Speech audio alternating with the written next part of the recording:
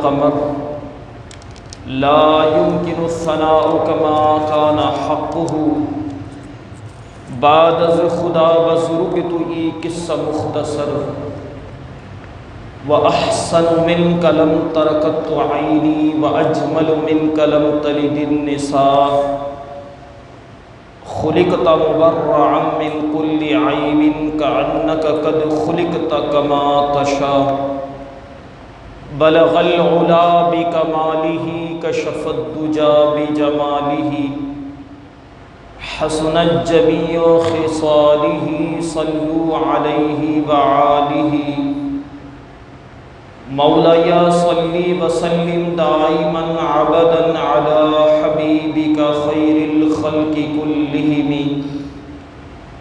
يا رب جمعا طلبنا منك مغفرة وحسن خاتمة يا مبدع النعم مولاي صل وسلم دائما عبدا سرمدا على حبيبك خير الخلق كلهم۔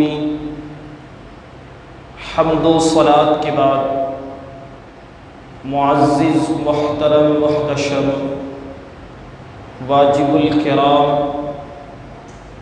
عزیز سامعین ذی وقار، السلام علیکم ورحمۃ اللہ وبرکاتہ۔ ناچیز حقیر نے سورہ آل عمران کی آیت نمبر 21-31 کی تلاوت کا شرف حاصل کیا۔ اللہ جل کریم سے دعا ہے، خالق کائنات مالک لم یزل تکوین کون و مکان، خلاق دو جہاں خالق انس و جاں مالک کون و مکان، میری زبان پر کلمہ حق جاری فرمائے اور ہم تمام احباب ذی وقار کو کلمہ حق کو سن کر اسے قبول کرنے اور اس پر عمل پیرا ہونے کی توفیق و رفیق عطا فرمائے۔ سامعین محترم، اللہ جل جلالہ کلام مقدس کے اندر فرماتا ہے، قل، محبوب علیہ السلام آپ فرما دیجئے، ان کنتم تحبون اللہ، اگر تم اللہ سے محبت رکھتے ہو تو فاتبعونی، تو تم میری پیروی کرو، یحببکم اللہ، اللہ تم سے محبت فرمائے گا، ویغفر لکم ذنوبکم، اللہ تمہارے گناہوں کو بھی معاف فرما دے گا، واللہ غفور رحیم، اللہ معاف فرمانے والا مہربان ہے۔ سامعین محترم، اس آیت بینہ کے اندر رب تعالی نے اپنی محبت کا جو معیار رکھا ہے وہ نبی علیہ السلام کی اطاعت پر رکھا ہے۔ حضور علیہ السلام کی اطاعت، حضور علیہ السلام کی پیروی یقیناً اللہ رب العزت کی اطاعت و پیروی و فرمانبرداری ہے۔ جب بندہ حضور علیہ السلام سے محبت عقیدت رکھے گا تو حضور علیہ السلام کی ہر اداؤں کو اپنائے گا۔ یقیناً حضور علیہ السلام کے اداؤں کو اپنانا اللہ کی خوشنودی ہے، کیونکہ نبی علیہ السلام نے اپنی پوری زندگی اپنے رب کی اطاعت میں گزار دی، پورے گوشہائے زندگی اللہ کی اطاعت ہے، اور یقیناً نافرمانی کا کوئی پہلو اس کے اندر ہے ہی نہیں۔ جب بندہ نبی علیہ السلام کی سیرت کو اپنا لے گا تو یقیناً رب تعالی کی خوشنودی حاصل کر لے گا۔ تو تبھی اللہ نے اپنی محبت کا معیار نبی علیہ السلام کی پیروی کو رکھا کہ نبی علیہ السلام کی زندگی تمہارے درمیان ایک بہترین نمونہ ہے، ایک بہترین ضابطہ حیات ہے۔ ہر شعبۂ زندگی کے اندر تمہاری رہنمائی کرنے کے لیے حضور کی سیرت موجود ہے۔ اگر ہم حضور کی سیرت کو اپنا لیں گے تو یقیناً ہر شعبہ زندگی کے اندر کامیابی حاصل کر لیں گے، کیونکہ حضور علیہ السلام نے ہر امور کے اندر ہماری رہنمائی فرمائی ہے۔ کوئی بھی ایسا شعبہ نہیں ہے جس شعبے کے اندر حضور علیہ السلام کی رہنمائی نہیں پائی جاتی ہو۔ یقیناً حضور علیہ السلام کی زندگی کا مقصد ہی یہی رہا کہ ہماری بہتری، ہماری عاقبت اچھی ہو اور ہم اپنے آپ کو سنوار سکیں اور اللہ کے قریب ہو سکے، رب تعالی کی رضا حاصل کر سکے اور اس کی نافرمانی اور اس کے غضب سے بچ سکے۔ سامعین محترم، کلام مقدسہ کے اندر بہت سارے مقامات کے اندر اللہ پاک نے ان لوگوں کا ذکر کیا جنہیں اللہ پسند فرماتا ہے، اور ایسے لوگوں کا بھی ذکر کیا جنہیں اللہ ناپسند فرماتا ہے۔ تو یقیناً جو اللہ کو پسند ہے ہمیں ان عادتوں کو اپنانا چاہیے، اس زمرے کو اپنانا مطلب ان کی عادتوں کو اپنانا، اور جو اللہ کے ناپسندیدہ لوگ ہیں اس زمرے سے دور رہنا مطلب ان عادتوں سے اپنے آپ کو بچانا ہے۔ اللہ رب العزت نے سورہ بقرہ کے اندر فرمایا ان اللہ یحب التوابین ویحب المتطہرین، اللہ توبہ کرنے والوں کو پسند فرماتا ہے اور پاک اور صاف رہنے والوں کو پسند فرماتا ہے۔ یعنی یہ اللہ کے پسندیدہ لوگ ہیں۔ وہ کون سے؟ توبہ کرتے ہیں اور وہ لوگ جو صفائی کا خیال رکھتے ہیں۔ یہاں تک کہ اللہ کے نبی نے فرمایا الطہور شطر الایمان، کہ طہارت، صفائی، ستھرائی یہ ایمان کا نصف حصہ ہے۔ تو یقیناً ایک مسلمان ہونے کے ناطے ہمارے لیے بہت اہمیت کا جو یہ حامل ہے اور ہمیں اس کا لحاظ رکھنا چاہیے۔ اب توبہ کا مزاج ہمارے اندر ہونا چاہیے۔ کیوں؟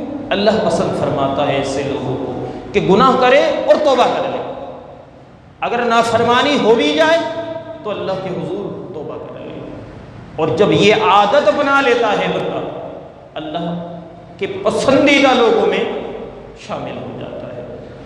اور اسی طرح سورہ آل عمران کے اندر اللہ فرماتا ہے ان اللہ یحب المتقین، اللہ رب العزت پرہیزگاروں کو پسند فرماتا ہے۔ تو یقیناً تقویٰ کیا چیز ہے؟ تقویٰ یہ ہے اللہ سے ڈرنا، تقویٰ یہ ہے گناہوں سے بچنا، تقویٰ یہ ہے اللہ کی نافرمانیوں سے بچنا، تقویٰ یہ ہے اپنا وقت اللہ کی راہ میں خرچ کرنا، تقویٰ یہ ہے اللہ کی اطاعت کے اندر اپنا وقت صرف کرنا، تقویٰ یہ ہے جب جب اللہ کے حضور بلانے کا حکم آئے تو بندہ اللہ کے حضور حاضر ہو جائے، یہ ہے تقویٰ۔ تو ایک اور سورہ آل عمران کے اندر فرمایا واللہ یحب الصابرین، اللہ تعالیٰ صبر کرنے والوں کو پسند فرماتا ہے۔ تو یقیناً صبر کن چیزوں پر کیا جاتا ہے؟ مصائب، آلام، تکلیف، آزمائش، غصہ، غضب، ایسے جو ناگہانی آفات، ایسی چیزوں پر، یا اس سے اس کی پسندیدہ چیز چھن جائے، یا اس کو تجارت میں خسارہ ہو، یا وہ پریشانیوں میں الجھ جائے، تو جب ایسی کیفیت ہو تو یقیناً اس پر صبر کیا جائے، اور صبر کرنے والوں کو اللہ تعالیٰ پسند فرماتا ہے۔ تو یقیناً یہ ایک مومن کا مزاج کہ وہ صبر کو کسی بھی صورت بھی نہیں چھوڑتا۔ بندہ یہ کہے کہ جناب مجھے سخت باتیں مجھ سے برداشت نہیں ہوتی، تو بھائی میٹھی باتیں برداشت کرنے کی ضرورت نہیں ہوتی۔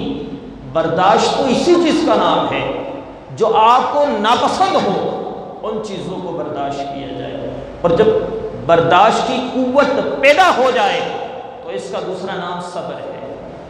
کسی بھی چیز کے اندر جب آپ کے اندر برداشت کی صلاحیت بیدار ہو جائے تو یقیناً آپ صبر کرنے والے بن جاتے ہیں، اور جب صبر کرنے کا مزاج اپنے اندر پیدا کر لیتے ہیں تو رب تعالیٰ آپ کو نوازتا چلا جاتا ہے، رب تعالیٰ آپ کو نوازتا چلا جاتا ہے۔ یہ ہمارے اسلاف بزرگان دین کا طرز عمل رہا ہے۔ آپ حضرت بایزید بستامی علیہ رحمہ کی سیرت پڑھیں، آپ سے جب ولایت کا راز پوچھا گیا کہ آپ نے ولایت کے جو یہ اتنے مراتب طے کیے ہیں، یہ اللہ پاک نے آپ کو کیسے عطا کیا؟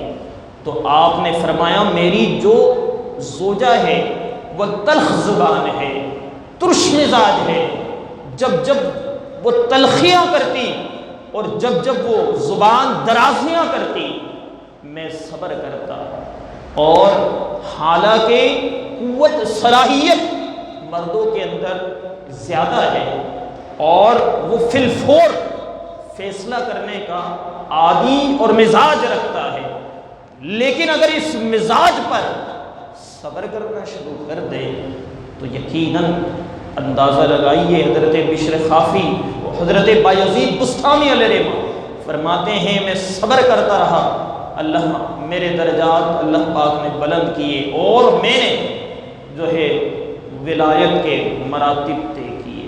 تو یقیناً اندازہ لگائیے اگر یہ مزاج گھر سے ہی پیدا ہو جائے، یہ مزاج گھر سے ہی پیدا ہو جائے تو معاشرے کے اندر آپ کسی کو تکلیف نہیں دے سکتے۔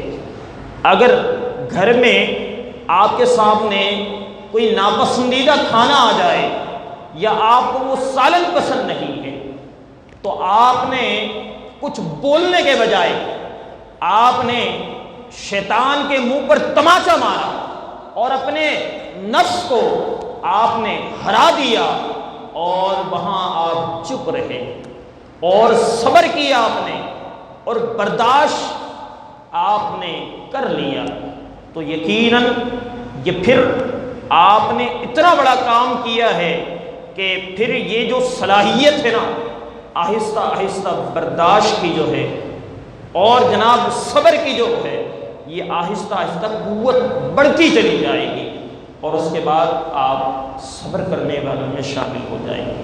پھر معاشرے میں بھی آپ کہیں پر ناپسندیدہ کوئی ایسا عمل سرزد ہو جائے تو آپ وہاں پر بھی صبر کا یقیناً مظاہرہ کریں گے، کیونکہ جب قوت بیدار ہو چکی ہے، مزاج آپ نے اپنا بنا لیا ہے اور آپ کی عادت بن گئی ہے تو عادت چھڑانا اتنا آسان نہیں ہوتا، تو یقیناً پھر رشتے بھی محفوظ رہیں گے، معاشرے کے ضابطے بھی محفوظ رہیں گے، اور جلد باز شخص ہمیشہ نقصان اٹھاتا ہے، ہمیشہ خسارے کے اندر رہتا ہے۔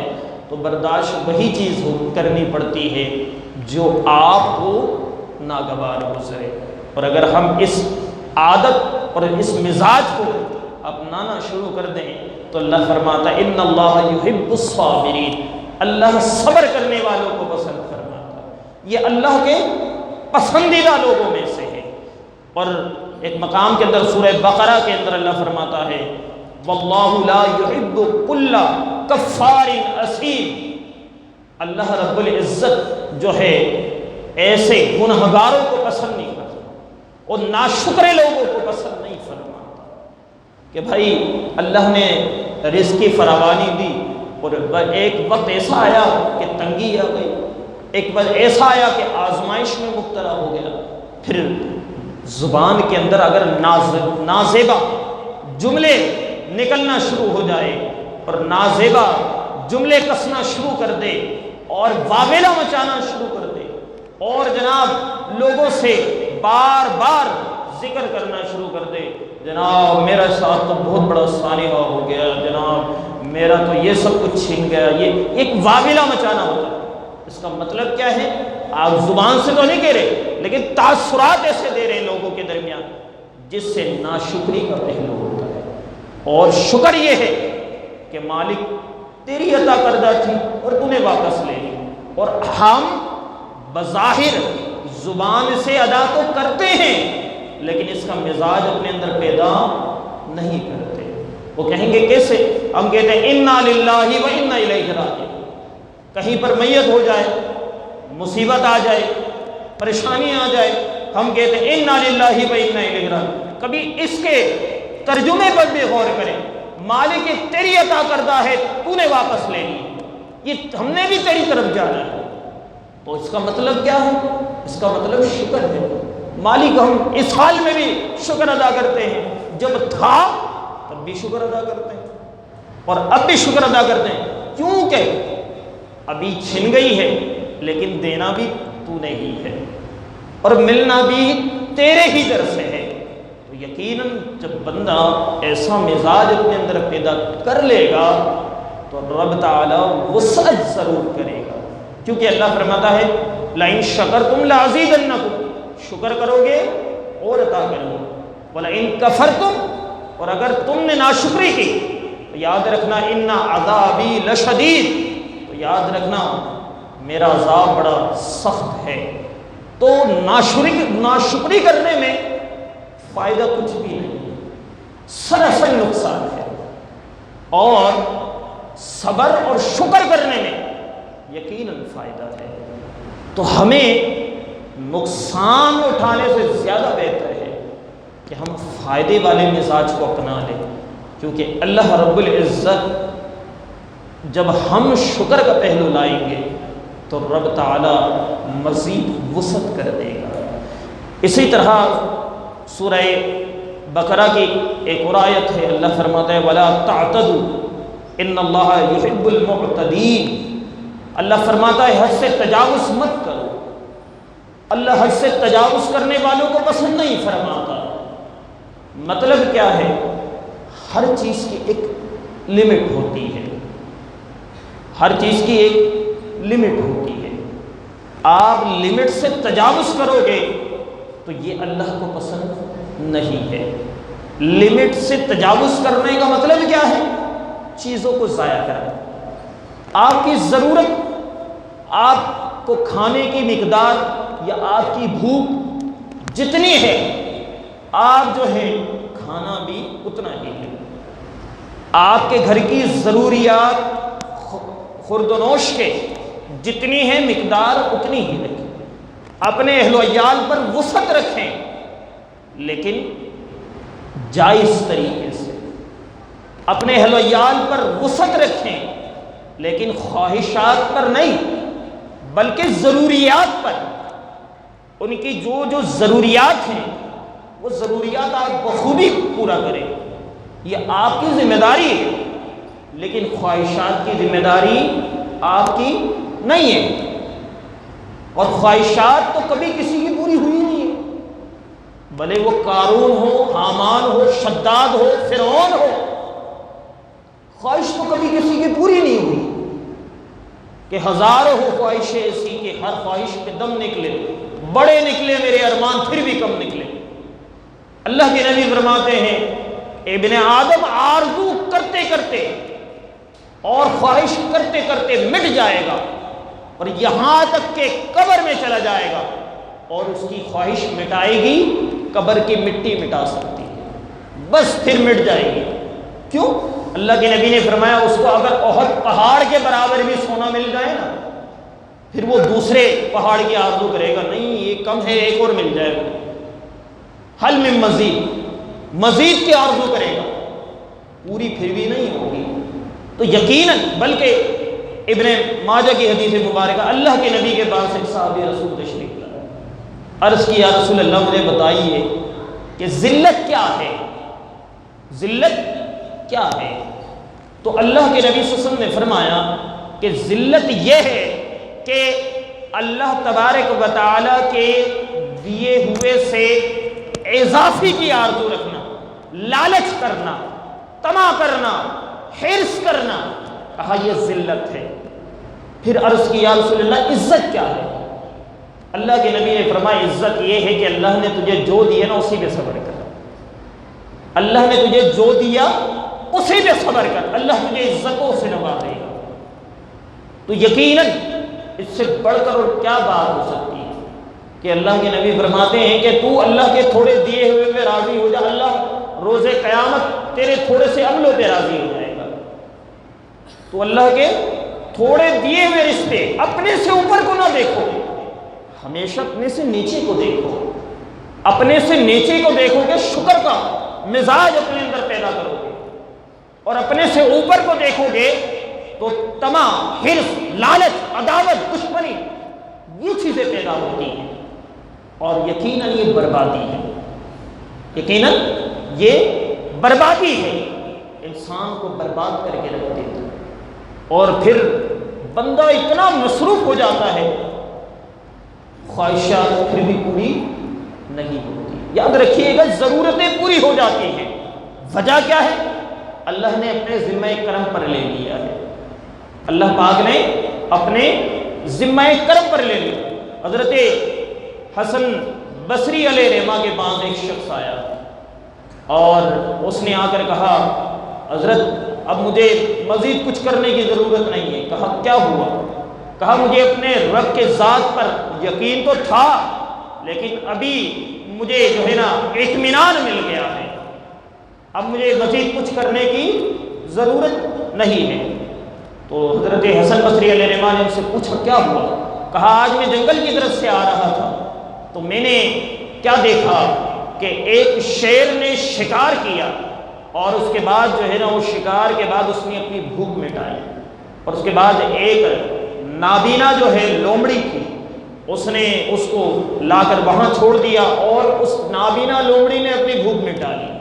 کہا مجھے بڑی حیرت بھی ہوئی اور مجھے میرے دل کو سکون بھی مل گیا کہ رب تعالیٰ کی ذات دیکھیں، اللہ نے اس اندھے جانور کو بھی رزق اس کے مقام پر پہنچا دیا، تو کہا جب اس کو دے سکتا ہے تو رب تعالیٰ مجھے بھی دے سکتا ہے۔ تو حضرت حسن بصری علیہ رحمہ نے اس سے کہا تو نے دو کردار کو دیکھا ہے، تو نے دو کردار کو دیکھا ہے، ایک کردار تو لومڑی کا تھا اور ایک کردار شیر کا تھا۔ کہا تو نے لومڑی بننا پسند کیا، شیر بننا کیوں نہیں پسند کیا؟ کاش تو شیر بننے کی سوچتا کہ تو خود بھی کھاتا اور دوسروں کو بھی کھلاتا۔ مانگنے کا مزاج نہیں، دینے کا مزاج اپنے اندر پیدا کرے، کیونکہ دینے کا مزاج اللہ تعالیٰ کی ہے، مانگنے کا مزاج بندوں کی ہے۔ اپنے اندر جب رب تعالیٰ کی صفات پیدا کرو گے اور اپنے آپ کو رب تعالیٰ کی صفات کا مظہر بناؤ گے تو یقیناً رب تعالیٰ کی خوشنودی حاصل کرو گے، رب تعالیٰ کی قربت ملے گی، اور رب تعالیٰ کتنا خوش ہوتا ہوگا اس بندے سے جو اپنے اندر ایسے مزاج کو پیدا کرتا ہو جس سے اللہ راضی ہو جائے ہیں۔ تو ہمیں اس طرح کا مزاج اپنانا چاہیے، جب ایسا مزاج ہم اپنائیں گے تو یقیناً رب تعالیٰ کی خوشنودی ہمیں ملے گی۔ سیاستہ کی حدیث ہے کہ اللہ کے نبی کے پاس ایک شخص آیا اور سائل تھا، اور اس نے سوال کیا، اور نبی علیہ الصلوۃ والتسلیم کے بارگاہ سے اگر کوئی قطرہ مل جاتا نا وہ دریا بن جاتا تھا، اور جو ایک مرتبہ آتا پھر دوبارہ نہیں آتا، اس کو اتنا مل جاتا اور اس کی ضرورت پوری ہو جاتی۔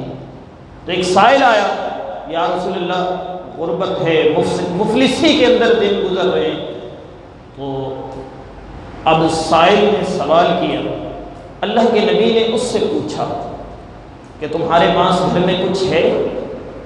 تو اس نوجوان نے کہا کہ یا رسول اللہ ایک پیالہ ہے اور ایک کمبل ہے، اس کے علاوہ کہا اور کچھ بھی نہیں ہے۔ تو اللہ کے نبی نے اس سے یہ پوچھا اور اس نے اپنے مفلسی کا حال بتایا۔ آج ہم اور آپ سوچیں، کوئی اتنا غریب بھی ہے، کوئی اتنا غریب بھی ہے اس معاشرے میں جس کے پاس صرف ایک پیالہ اور ایک کمبل ہو؟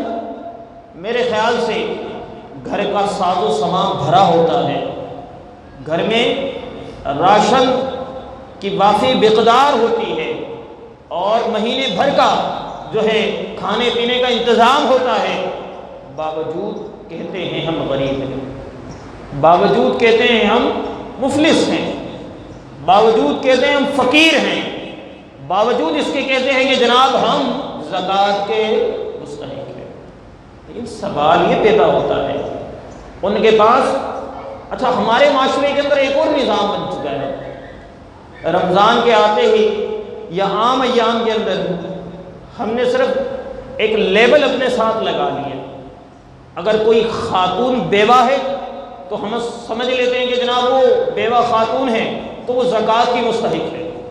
یاد رکھیے گا قرآن کریم نے 7 لوگوں کو بتایا ہے کہ جنہیں زکوٰۃ دی جا سکتی ہے، اس کے علاوہ 8ویں بندے کو زکوٰۃ دینا جائز نہیں ہے۔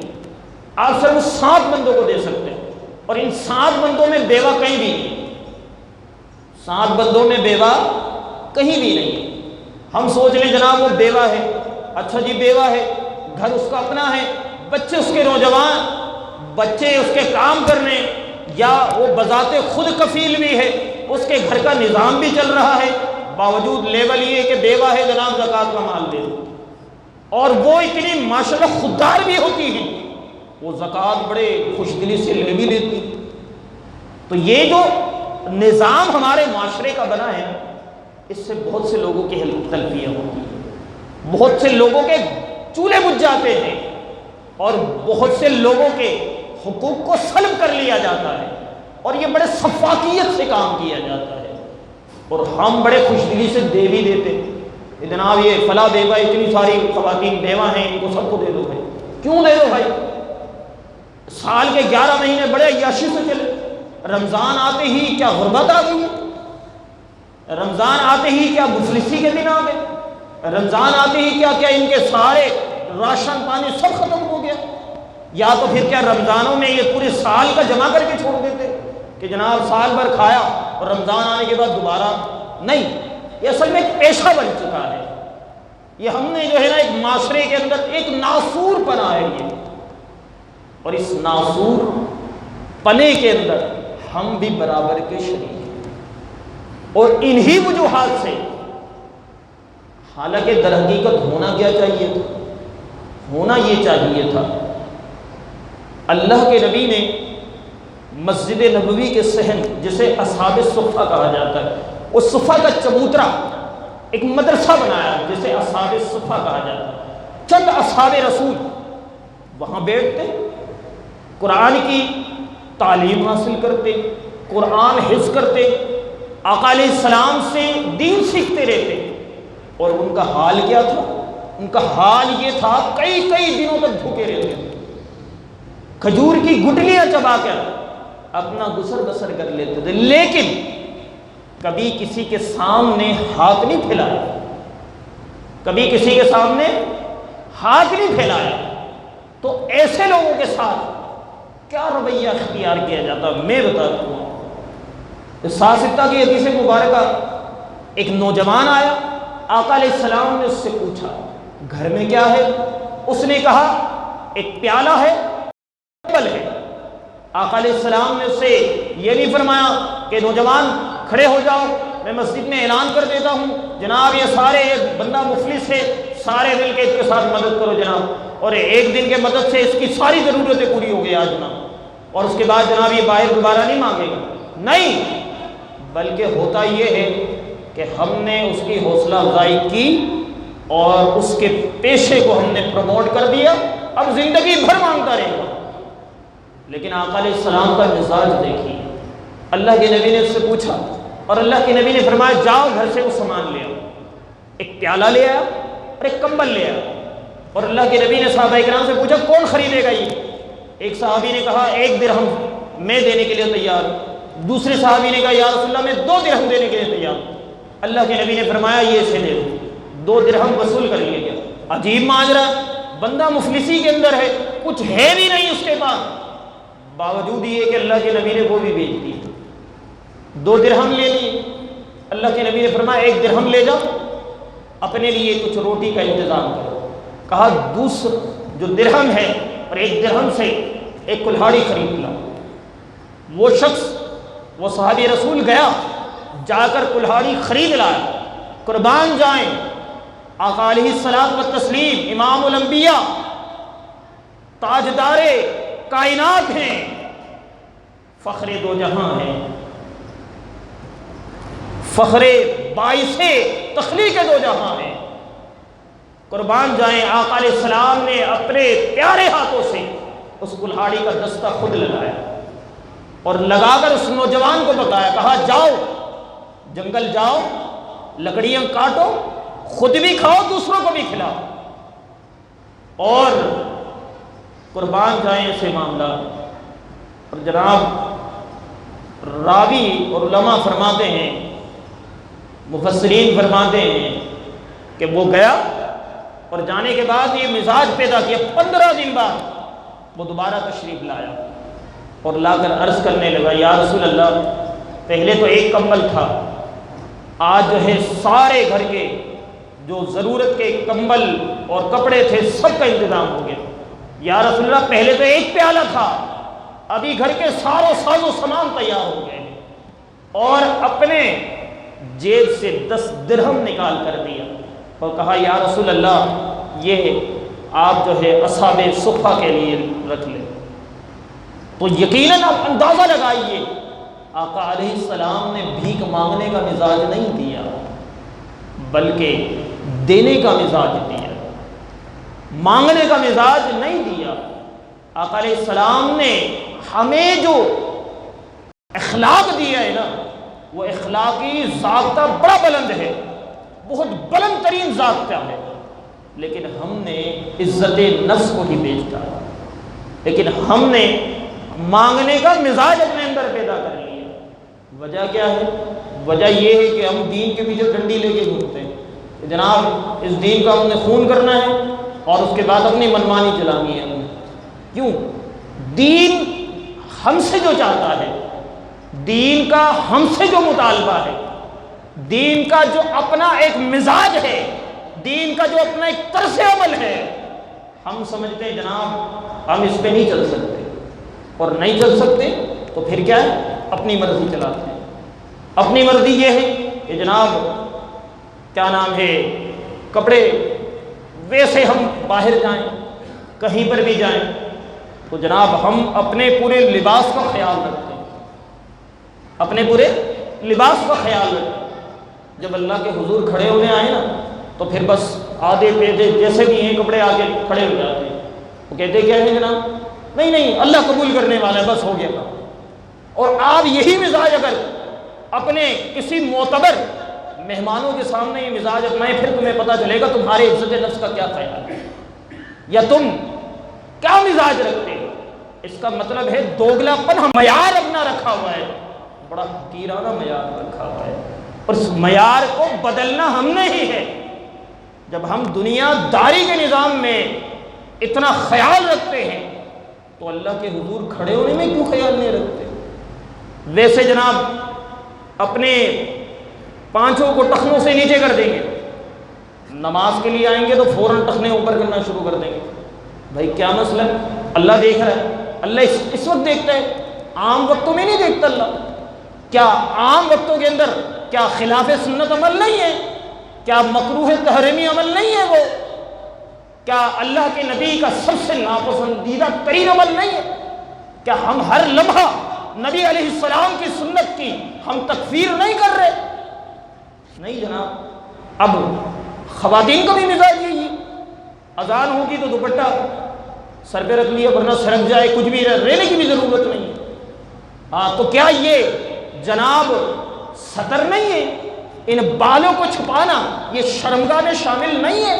کیا اس کے بارے میں سوال نہیں کیا جائے گا؟ نہیں، صرف کیا ہم نے مزاج، کیوں ہم نے دین کو ہم ڈنڈے کے زور پہ چلا رہے ہیں، خود چلا رہے ہیں دین کو، ہم نے خود ساختہ نظام بنا لیے۔ اب جناب انگوٹھی کے حوالے سے 2 4 6 انگوٹھیاں پہن لیں گے جناب، گھومتے رہیں گے، ہاں بھائی کیا معاملہ؟ ہاں نہیں، بس ایک بیماری کے لیے، ایک فلاں کام کے لیے، ایک جناب وہ بابا نے دے دیا تھا، ایک فلاں نے دے دیا تھا، کام ہو گیا جناب، خود ساختہ نظام بن گیا۔ ہاں اس میں سنت عمل ہے، ہاں یہ سنت کے لیے پہنا ہے، باقی کس لیے؟ اللہ کے نبی کو ناراض کرنے کے لیے، دین کو تمسخرہ بنانے کے لیے، دین کو اپنے خواہشات کے نظر کرنے کے لیے؟ نہیں نہیں، بیماری کے لیے۔ کیا بیماری کے لیے کام جائز ہے؟ آپ فور ایگزامپل آپ کہیں جناب شراب ہے، حرام چیز ہے، آپ کہیں شراب سے مجھے شفا مل جائے گی، اور جناب کسی نے کہہ دیا تو آپ شراب پی لو شفا مل جائے گی، تو بھائی شراب سے اگر حرام چیز سے شفا مل سکتی ہے، وہ رب بڑا غیرت مند ہے، وہ رب شفا دینے والی ہے، ذات ہے، تو کیا تمہیں حلال چیز سے شفا نہیں دے گا؟ ہم نے جو اپنا نظریہ گاڑ رکھا ہے کہ ہم خلاف شرع عمل کریں گے، خلاف شرع کوئی بھی کام کریں گے، کالا جادو کرنے والے کے پاس چلے جائیں، جناب اپنا عمل خود نہیں کریں گے، اپنا کام خود نہیں کریں گے، ہم نے عاملوں کے پیچھے گھومنا ہے، اس نے جناب کہہ دیا رات و رات میں خواب دکھا دیا، جناب تمہارے ساتھ فلاں بندش ہو گیا، جناب تمہارا کاروبار نے، تمہارے رشتہ داروں نے برباد کر دیا۔ بھائی تم کون سا کام کرتے ہو؟ تم اپنے اندر بھی تو جھانکو نا، نماز ادا کرتے ہو، حلال حرام میں تمیز کرتے ہو، ناپ تول کے اندر فرق رکھتے ہو، جھوٹ دھوکہ دیانتداری کا لحاظ رکھتے ہو؟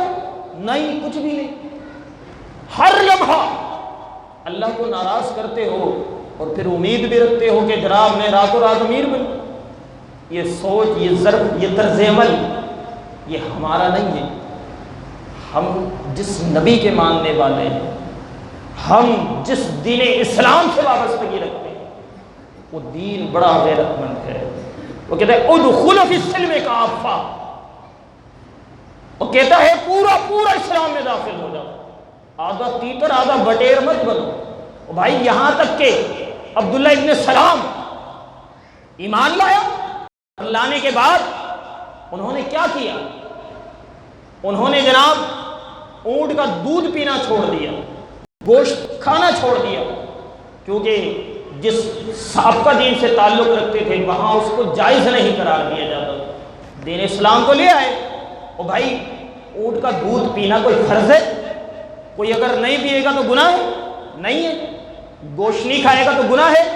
دائرہ اسلام سے خارج ہو جائے گا؟ ایسا تو کچھ نہیں ہے نا، کھائے تو کھا لے، نہیں کھانا چاہو تو نہ کھائے، لیکن سابقہ دین پر چلتے ہوئے اگر اس کی تعظیم کی جائے اور اس کو چھوڑ دیا جائے تو اللہ کے نبی نے اس کو ناپسند قرار دیا، اور سختی سے عبداللہ ابن سلام اور ان کے تمام ساتھیوں سے کہا کہ تم پر لازم ہے تم اونٹ کا دودھ بھی پیو اور گوشت بھی استعمال کرو، کیونکہ دین اسلام بڑا غیرت مند ہے۔ جس دین کے ساتھ ہم تعلق رکھتے ہیں اور جس دین کو ہم اپنا چکے ہیں وہ اتنا غیرت مند ہے، تمہارا اوڑھنا، بچھونا، سونا، جاگنا، طرز عمل، طرز زندگی، طرز معاشرت، گفتگو، لین دین، ہر چیز دین اسلام کے مطابق ہونا چاہیے۔ تبھی تو اللہ کہتا ہے وَمَن يَبْتَغِ غَيْرَ الْإِسْلَامَ دِينًا فَلَن يَقْبَلَهُ، اگر دین اسلام کے بغیر، دین اسلام کے ضابطے کے علاوہ اگر تم کوئی چیز لے کر آؤ گے اس کو قبول نہیں کیا جائے گا، اس کو نہیں مانا جائے گا، اللہ اس کو نہیں قبول کرے گا، تمہارے منہ پہ مار دیا جائے گا وہ۔ اور آج حال یہ ہے، ہم زندگی کے ہر گوشے کو دیکھیں، زندگی کے ہر ضابطے کو دیکھیں تو سوائے افسوس کے، سوائے شرمندگی کے ہمیں کچھ بھی نہیں ملے۔ وجہ یہ ہے کہ آپ دیکھیں خرید و فروخت کے معاملات دیکھیں برباد ہو چکے، آج لین دین کے معاملات دیکھیں برباد ہو چکے، امانت داری کا لحاظ دیکھیں برباد ہو چکے، گفتگو کا انداز دیکھیں برباد ہو چکے، اسلاف کی تعلیمات دیکھیں برباد کر چکے، ہم اپنے گھریلو خانہ داری کا نظام دیکھیں برباد کر چکے۔ اور بھائی بچا کیا ہے؟ سوال تو یہی ہے، بچا کیا ہے؟ بچا کیا ہے؟ بچا یہ ہے کہ ہم نے اپنے اولادوں کو، اپنے اثاثہ، اپنا سب کچھ معاشرے کے نظر کر دیا۔ وہ بھی کون سا معاشرہ؟ مغربی معاشرے کی نظر۔ بھائی ہم سے بہتر تو وہ غیرت مند ہے، آپ کسی بھی یہودی، نصرانی، آپ ہندو، یا دیگر کسی سکھ ہو، آپ دیکھیں گے ان کے طرز سے، ان کے شکل و صورت وضاقتہ سے آپ کو واضح ہو جائے گا یہ سکھ ہے، آپ کو پتہ ہو جائے گا یہ یہودی ہے، آپ کو پتہ ہو جائے گا یہ نصرانی ہے، کرسچن ہے، آپ کو پتہ چل جائے گا یہ ہندو ہے۔